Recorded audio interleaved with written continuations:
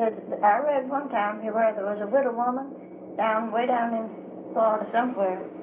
That she found a grant that had been filed away in papers, and it was in some city, and they had to pay her off an enormous amount of money because she owned the land. I think that grant stood out good. I think that what you are referring to is that I think it's Dallas, Texas, I believe. The city of Dallas. This woman owns the whole somewhere across the country. But I don't know that it's ever been settled yet. I mean, she claims it's hers, and well, I don't know either. Got the proof. I haven't seen anything in the papers about that now in a long time, but I thought about my grandmother. I wonder, she must have burned it when she burned the papers and the trash when she cleaned up her house. I don't know what kind of house she lived in. I have no idea, but there wasn't no good houses much at that and on those days, you know. They just built any kind of a house because there wasn't very much lumber. I don't imagine mills and things. Well, I imagine that the finer homes were mostly ransacked by the by the North Indians. But people lived in just kind of cabins anyway. Raised bunches of children in those days. People just didn't have much to live on. Didn't have any TV, did they? No, had no TV, no. People today, they just don't realize. And children never will. Today's children will never realize what the forefathers went through. They'll never. I can. And it was worse before me. In my father's time, you see. And I don't know what it was before his time. But, you know, they tell you these things when you're young and it doesn't soak in very deep. And then when you get older, it's hard to remember just what they did say, how hard it was for them. Well, now, what happened to all your brothers and sisters? Well, Brother Will, he married Ida Boone, and they raised 11 children. And he worked in orange groves and from one place to the other. And finally, they settled in Wearsdale, Florida, before he died, and he was 89 when he died. And Sister Molly, she was the next one, and she married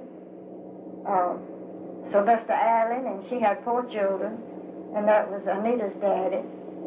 And he died and left her with 4 little children, and 2 of them died. 2 of Marla's children died, and they're buried in one's Jacksonville and the other Plant City. And Charlie's in Jacksonville. Charlie's in Jacksonville. And her little baby's buried in Plant City, and her husband's buried in Plant City. Her first husband. Then she married again after she'd been a widow about 7 years. And she just had Anita and Charlie left.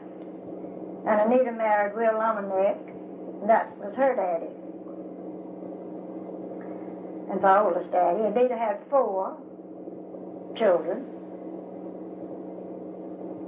And that was Viola and Willamette and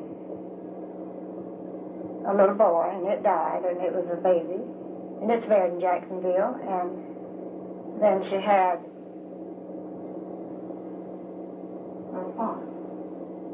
then Charlie. He's buried. Little Florence is buried here. Yeah, little Florence is buried out here in Magnolia Cemetery. Nanny is after she moved to Charleston. She and her husband, and Anita and Will, moved to Charleston when these girls were just little girls. Nanny, where do you think since hemophilia is in the family line, where do you think it comes from since it's passed through the female family? What, the hemophilia? Oh, the hemophilia? Well, we don't know. Anita was the first one in the family that we know of that had any trouble in that respect, but she had a little baby boy, just younger than Billy, and when it was 9 months old, bumped its mouth on a, she was giving its bath, was what I understood, and its little mouth started bleeding, and they didn't know anything about the disease. At that time, the doctors didn't know anything about hemophilia. And she was living in Jacksonville, and they should have had good doctors as there was in the South. And that little thing bled to death. And it, after it bumped its mouth, it lived that day and night, and the next day, and it died. Said every drop of blood in its body run out. Bled to death. That was terrible, wasn't it? Think about it.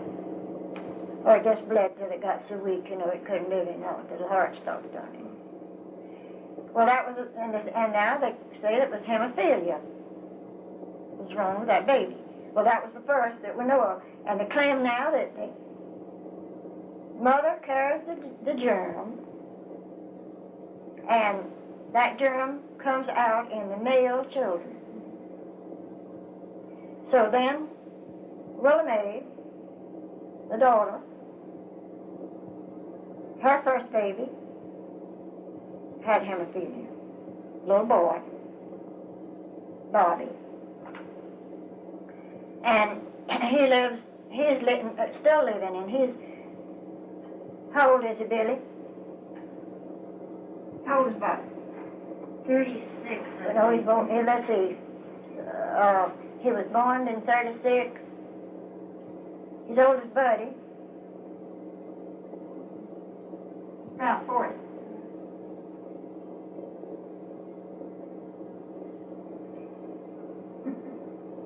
Well, anyway, he's married and got 3 children. And he's still living, and he works and holds down a government job. He's got a high education. He's been to college, and he's had hemophilia all his life. And Anita, the grandmother, her mother, raised him because she was afraid that Billy wouldn't know what to do for him. And they had him lined up with doctors here in Charleston. And as soon as he'd start bleeding, and he'd bleed in the joints or anywhere, or if he got cut or bumped, and had to rush him to the hospital and start giving him blood. That's the only thing that would stop him. Now the same that they claim that this venom from the snakes will stop it. I don't know. They have to be mighty careful to give that. They have to know what they're doing against. But Bobby is still living. And they said he wouldn't live to be over 35, and they hadn't never had a case that ever lived over. There was a Spanish count that had it, and in Spain, and he lived to be 36 years old, and he got hurt in an automobile accident and bled to death and died. You know, and so Bobby is still living, so they can keep him alive now. But he's got 3 children, and any of them have it. Well, he don't carry the germ, see. But their baby has, what has she got, Billy? Cancer of the liver. Little girl, and it's 3 years old? I think so. Not 3 years? Not 3. Between 2 and 3. Is that the only girl they have? It's a beautiful No, baby. they have another little girl. Nettie, wouldn't say They got a little girl old enough to go to school, and the wife's a RN nurse, and she takes care of him. She knows what for him to eat, what for him, and she takes care of him just like he was a child. They say she's just as good to her. I've never met her but one time. That was when they were first married. Go on to the next one. That's Aunt Molly's family. Huh? That's Aunt Molly's family. Go on to the next family. And Addie, she married Will Townsend. They lived out in the country. His parents did, and they were real well-to-do. For farmers, they had lots of cattle and land, and they always farmed in their early married lives, and they had a bunch of children. She's a mother of 13 twins. She's given birth to 13 children. And then they decided they would move to Miami, and she moved to Miami. And the youngest one, I don't know just exactly how old he was, J.C., but he was the baby. And she had some that was just grown. Eunice was the oldest grandchild that she had, and she married Will Perriman in Gainesville, and she's lived there most of her married life. She lived a while in Miami, but they soon come back. She only had 2 children, and now they're both dead, grown men, but they were both died in just a few weeks apart, a few months. And she's still a widow. And Sister Eddie lived with her while they were living in Miami. Willie worked for the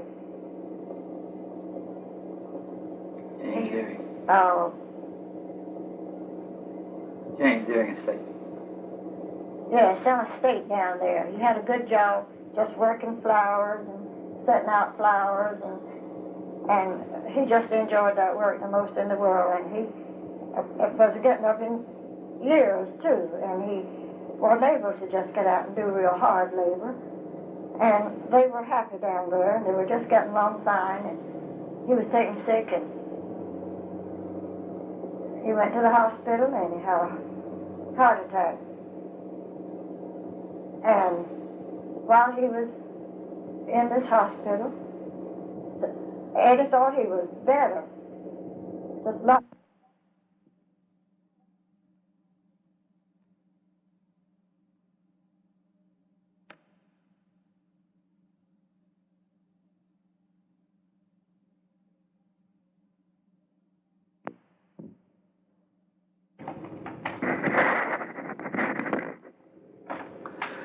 Go ahead, Mother. He was in the hospital, and she stayed until after he ate his supper, and the nurse brought him a cigar, and I think that she said he lit the cigar. I'm not sure about that, but he had a son that was working in the hospital, and that was Clarence, as an orderly. And this heart attack struck him, and I was never sure whether Clarence got to him before the breath left him or not. No. But they tried so hard to get Clarence, and he was busy with another patient. And when he got to his father, he was gone. Well, that was a shock to the whole family. We anybody expect him to. We didn't think he was sick enough to die. And he had been well and on his job. Well, that left Eddie then with all these nice boys. But she still had 3 and 1 girl at home. And it was Lucille and Clarence and Kenny and J.C. That she still had to have a home for them. And they all got along, and the older ones had married off, and all her children settled right in Miami, except the oldest girl, and she's in Gainesville. And finally, the twins were Elmo and Roscoe. And they were not identical at all, but they were lovely boys. One was a brunette and the other blonde. And they both married, and each one had a family. Then one of the twins moved up to Gainesville. The other one, he still lives in Miami. And Clarence, he worked in and got in with Pan American Airways, and he's made his career with them. And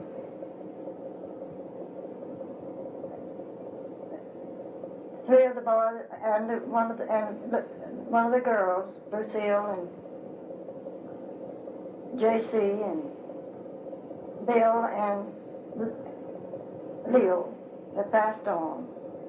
And the rest of the 12 is living. And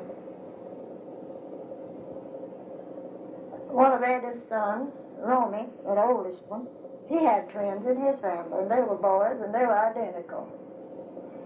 And Clarence had one son, him and Irene, his wife, and had one daughter, and she's married and got one little daughter and 2 little twin boys at 5 years old. And I've never been able to see them, nothing but their picture, but I would love to see them.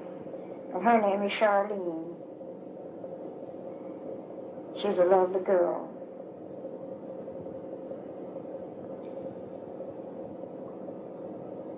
And Sister Addie, she lived in Gainesville with her daughter Eunice until she passed on in '69. And then my next brother that was living was Horace. He raised a family there at Hawthorne, and he had a nice family. He had a hard time, and he kept my mother and father with him just as long as they lived. And he is to be commended for that because they lived a long time, and he was sure good to him, and his wife Pansy. And she passed away in 48. 58, Mother. And then 58, Mother. it was 58. No, I got that wrong. 68. 68. Pansy passed away in 68, Eddie in 69.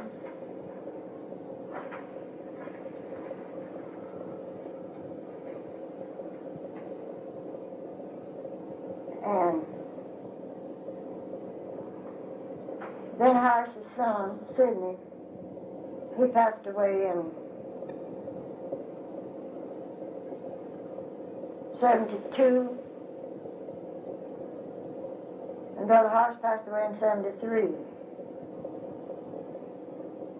No, I think that's right. Husband passed away in 73. So that ended my family over at me. What happened to Mitchell and Luther? Well, Mitchell died when he was 17 with typhoid fever.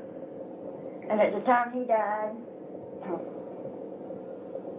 Sister Molly was still a widow. And she was there at the home place, the old home place, helping my mama and daddy with the chores and things around the place. And she had Anita and Charlie and a little girl named Pearlie. And Mitchell taken down with typhoid fever. And he died after about 3 weeks. And then about 2 or 3 weeks later, Molly's little girl, Pearlie, came down with the same kind of typhoid fever. And she only lived a short time, and she died. And they're both buried in Melrose. They're buried side by side in Melrose.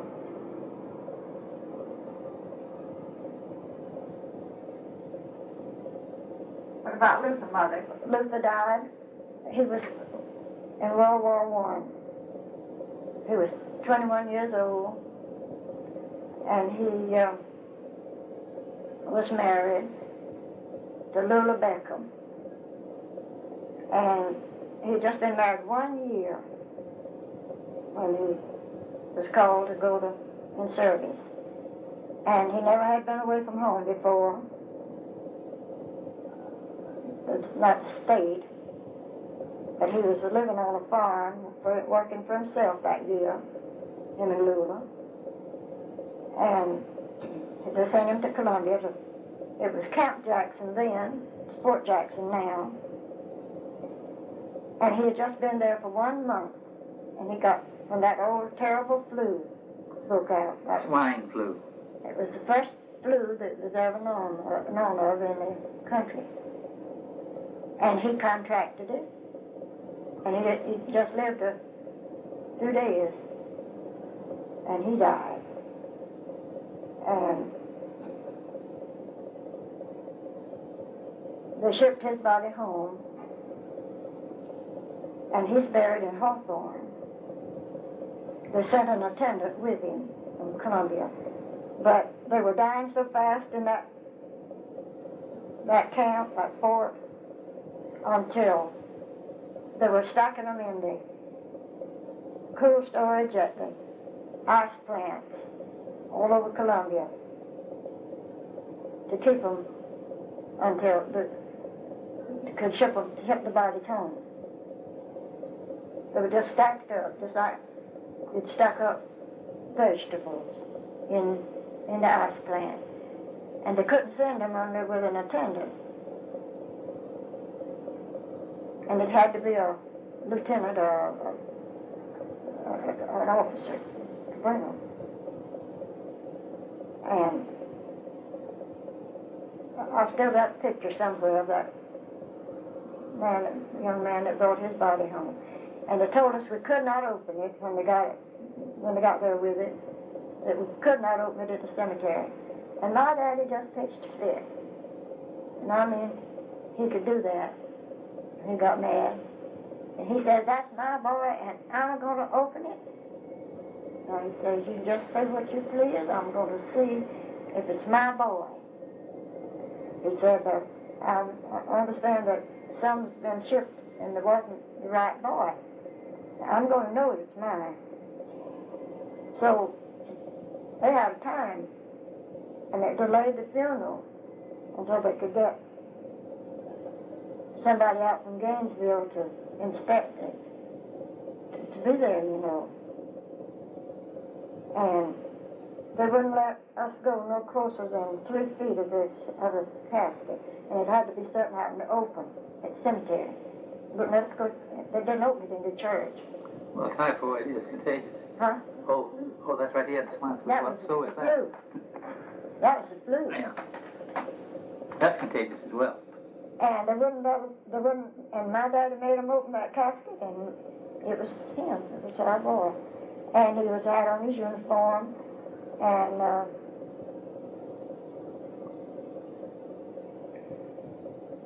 he looked awful purple. He didn't. Now, I don't know if that, I don't know whether they were dying so fast they couldn't embalm them, or they just embalmed them enough to hold the bodies till they could get them to the home place to bury them, ship them home. But they said the trains were just loaded with them, with the boys, dead boys, from other camps, you know. Not all the right camps. And there was one boy, and his name was,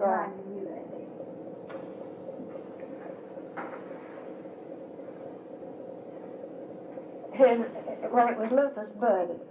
He went to school with this boy, and they went to Earl Gay. Not Earl's brother. The Gay boy. And he said he stayed right with him as long as they would allow him to. And he was on his guard duty the first night that they put him out on guard duty after he was in training. You know, he'd been training a month. And they put him on guard duty that night, and he was sick. It was cold. It was in September. And he had taken an awful cold. He left home with a bad cold. And I guess all the training and changing and everything, his cold had just got worse and worse. And when he got that germ, it just knocked him out. Just killed him. And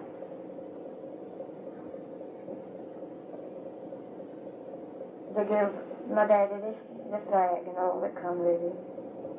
I don't know what Grandma ever done with that flag. But she got one.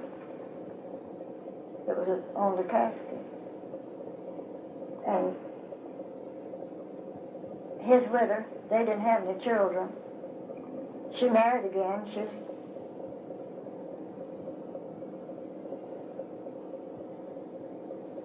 got a family. Did you ever meet any of those people that Hawthorne? Beckham? Yeah. Lola Allen, she is now. Lola Allen? They live out on Orange Lane out there somewhere. Old Uncle John Sherhouse's place. Grandma's brother.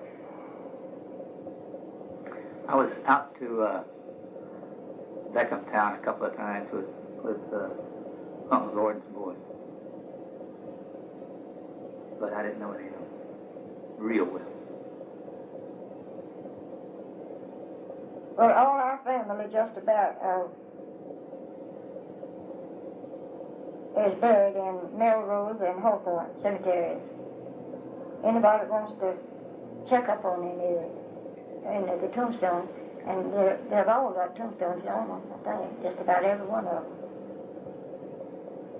Poor Uncle Bill, he was always the poorest one in the family, and his son had married a girl, and they didn't have money to put tombstones to them when they died, and this girl, their son, he made slabs out of cement, and she wrote on them, his wife.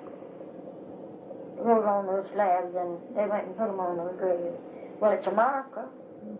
They know where they are, or they would never know where to look for them. Now, they're both dead, and I don't know where they're buried, right there in Hawthorne, I guess. I'm going to look next if I ever get back down there again and see. Eunice will know. I expect so. She knows everything about cemeteries. Yeah. Eunice and I spend lots of times in the cemeteries when I'm down there. Because she loves to go to Melrose, and we go to Windsor. I've been to Windsor. Some of us buried at Windsor. The Beckhams was buried at Windsor.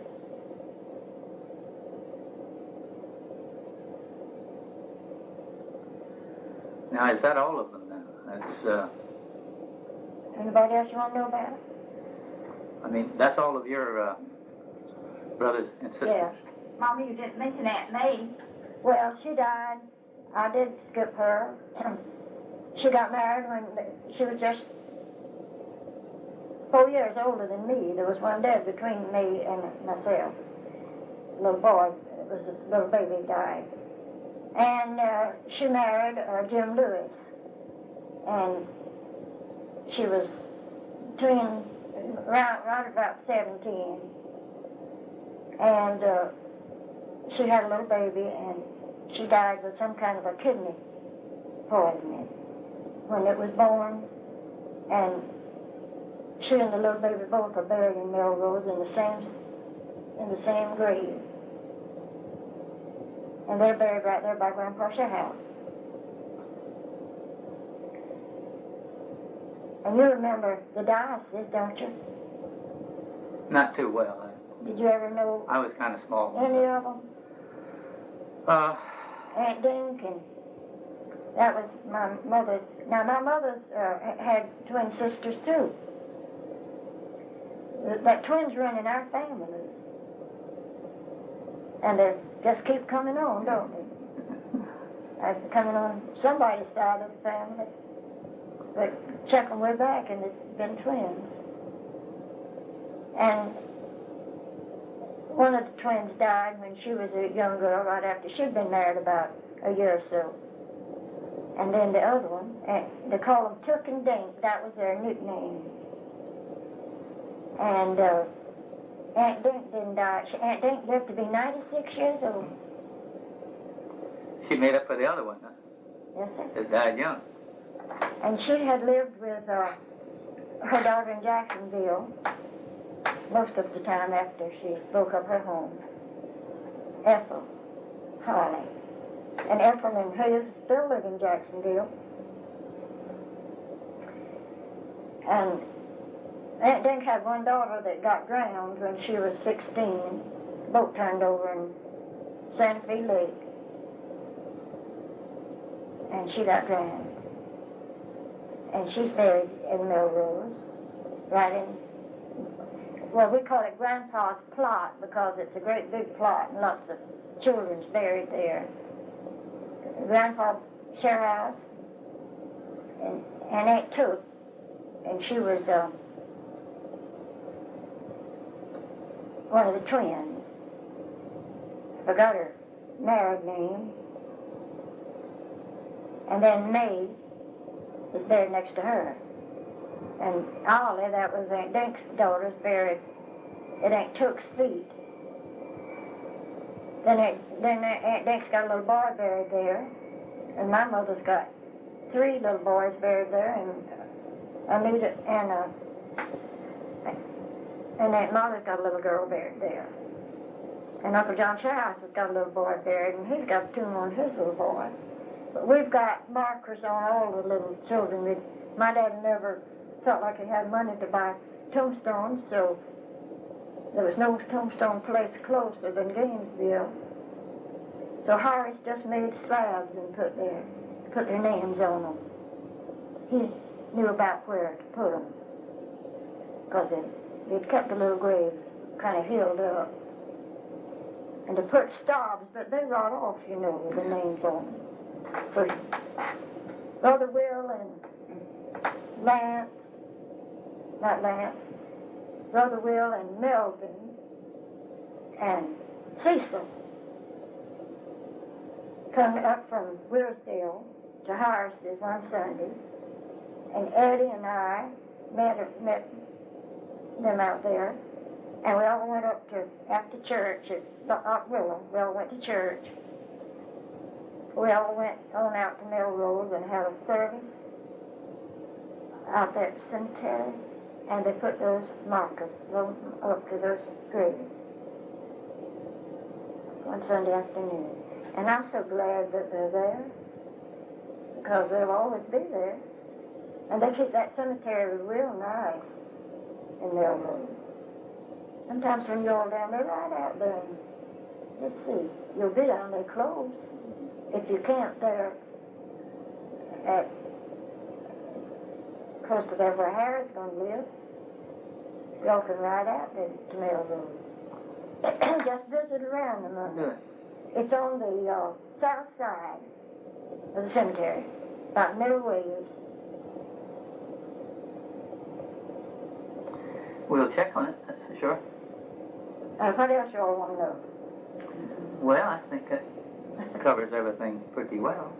I mean, We're having celebrating my birthday here at with my daughter at Alma Sykes in Charleston, South Carolina. And y'all just come back from the mountains. You've had a wonderful trip. You got a camper. Yep. And you come It's back. been a wonderful day, And even though we are torn up in We're the packing process and of moving. moving. But we hope it won't be the last time you'll stop by to see us. next No, we'll time be you back. start in Columbia to see us. Yeah.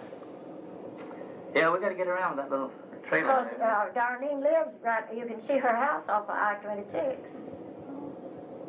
North, going north out of Columbia on I-26. You can see her house sitting up on a hill. And there's a shopping center between her house and I-26, and St. Andrews Road crosses over I-26, and it's a big shopping center, and there's a big motel that's up on the hill. What is the name of that motel? Ramada Inn? Yeah. And that's a swanky place. And they've built, when they bought the land out there and built their house, it was in the country. And that's only been about 6, 7 years ago. Not that long, really. No, about 6 years ago. And they have a lovely home. And now they're going to let Alma and I have an apartment. They've built two nice rooms onto their house. And they don't need them. So they're fixing them up for us to stay with them. He's just finished his pool, and we've got a nice pool to go swimming in. That doesn't interest me much. But anyway, If you ever come now, and her name is Darlene Lee. Elder Lee. Give us your address and all. Yeah, I'm going to give you that address. Nanny, what was the age of every one of your brothers and sisters when they died? You'll have to talk a little louder. I can't hear you. What was the age of all your brothers and sisters when they died? The age of your brothers and sisters when they died. When they died? I really don't know. Yes, Brother Will was 89. Molly was 66. Eddie was 89. May was 18. And the little baby that died after her was 9 months old. And then me. And here I sit, 90 years old. And Albert, I left him out completely. He was 9 years old, and he had some kind of a heart trouble. Killed him. And he fared down the those too with the little children. And Mitchell he was 17. And Horace was how old? 78. 77, he'd have been 78 in 20th of April, he died in 13th, I believe it was, January. And Luther was 21. And Luther was 21. That covers the whole family. And my mom and daddy was 90 each. That covers the family. Anything else you want to know? Ask away. That was my family. I don't know the age of that are all families when they died.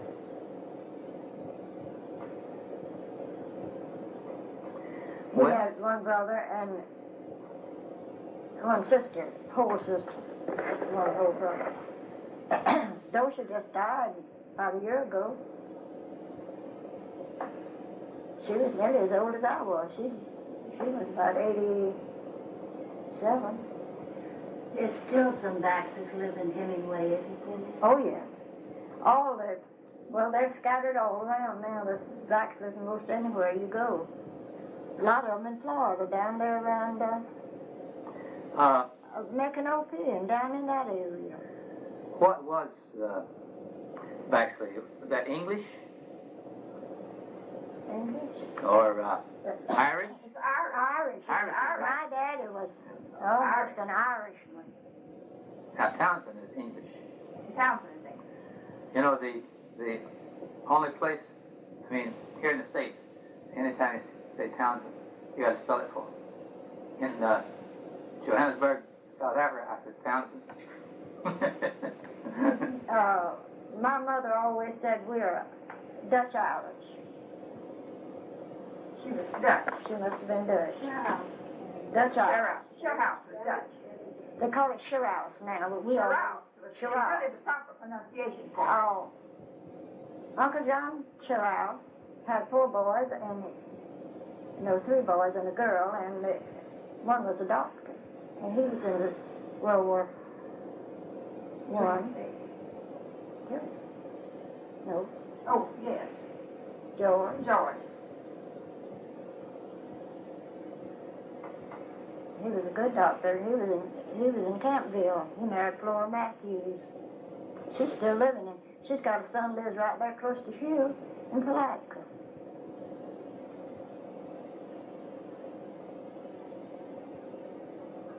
Well, when you begin to go down genealogy of a family, you really are covering some territory. And some years. If I'd have stuck to just my family, I could have given a better picture of it, I guess, and not brought Daddy Rowell's family in it. But his comes in with mine, you see. You can't do that hardly. You can't trace your family all the way back to when they came to this country. Well, claim that Anita has. she's got the genealogy. She and Viola have that genealogy because they work on that through their church. They're Mormons. And I don't know how far back they've got that. I've got to ask Viola about that. Anita was, before she got sick, was to make me a copy. Well, Anita's mind is that so confused now until she can't remember. Now, she told me today that today was my birthday. She knew it and said she told you girls that she knew when my birthday was, and you all told her she was crazy. She said it was 76. You were 76? I was 76. Now, she's 76, see. She was 76 in July. She was born 1900, neither was. But she said my birthday today was 76.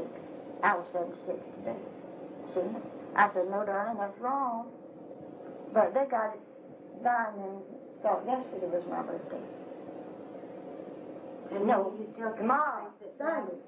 To when Third. the Baxleys first came to this country? You've never heard them talk about it, or? Now, my daddy's people came from Ireland. Rowell.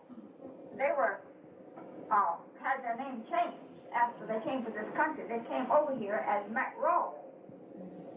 And they had it changed to Rowell. And they come from Ireland. They call it Rowell, and a lot of people call it Roll. I don't know. I wish I did. The old family Bible got destroyed when my grandfather Rowell died. His wife, his second wife, just let the children tear up the old family Bible with all that information in it. But that much I do know that we did, that on the Rowell side of the family, we come from Ireland, so that makes me double Irish, I guess.